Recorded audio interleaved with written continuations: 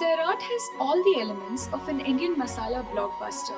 The cinematic first meeting, the supportive best friends, the Ajay Atul love ballads over long slow motion tracking shots, and the disapproving family trying their level best to keep the lovers apart. But while the typical masala love story limits its lens to melodrama, Sairat does something very simple yet radical. It sets itself in the real world.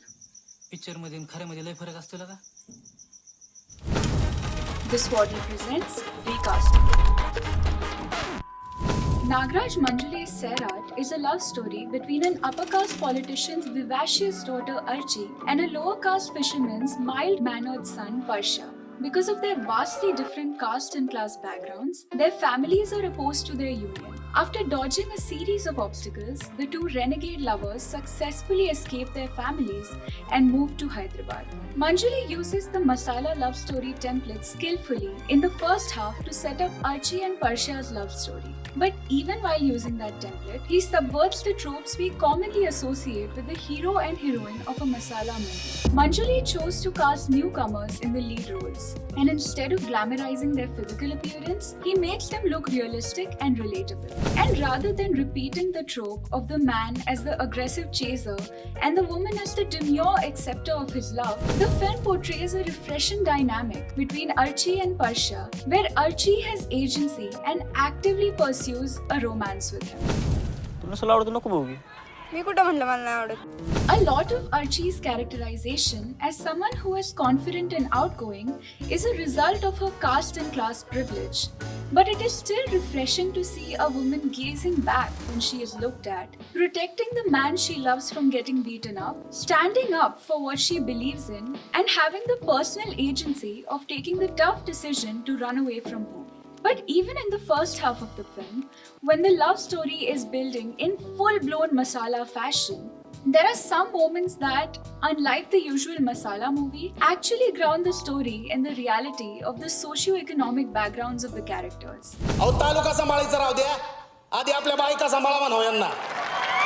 Archie's brother unapologetically slapping his teacher and Parsha's mother's discomfort at Archie drinking water from their house remind you of the harsh reality of the caste's backdrop of Parsha and Archie's love story. पैसे टुकटे जेवढं सांगितलं तेवढं कर. तुझं पोरगं ओढा लागला आमच्यावर.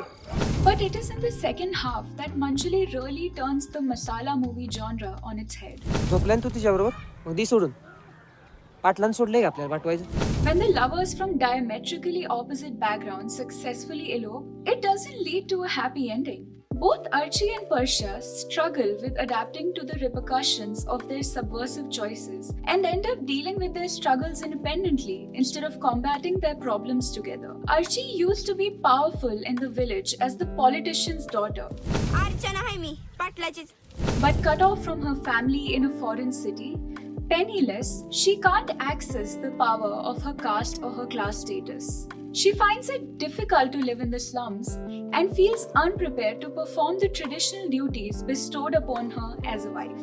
She can't stand the lack of sanitation in her new neighborhood and struggles with adjusting to a frugal lifestyle. असं किडा मुंगीसारखं नाही रे जगू वाटत Parsha.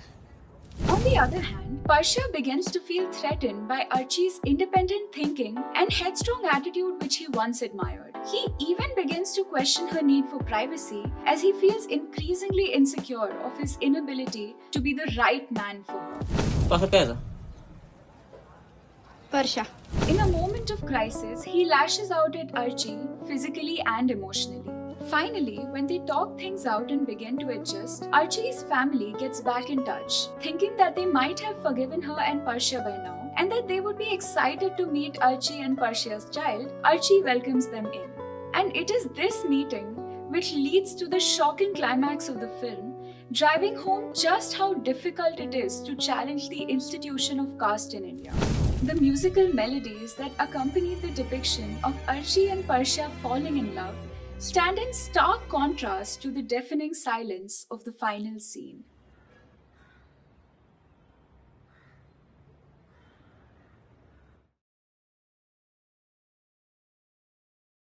Manjali chooses to leave us with a shot of their wailing baby discovering his parents' bodies and the haunting image of his bloody footsteps on the pavement. The devastating fate of the child, who has now been stripped of the only protection he had in the world, and the brutal murder of the two leads is the ultimate subversion of the masala blockbuster trope, and a poignant statement on caste and how it limits our ability to love and live freely and equally.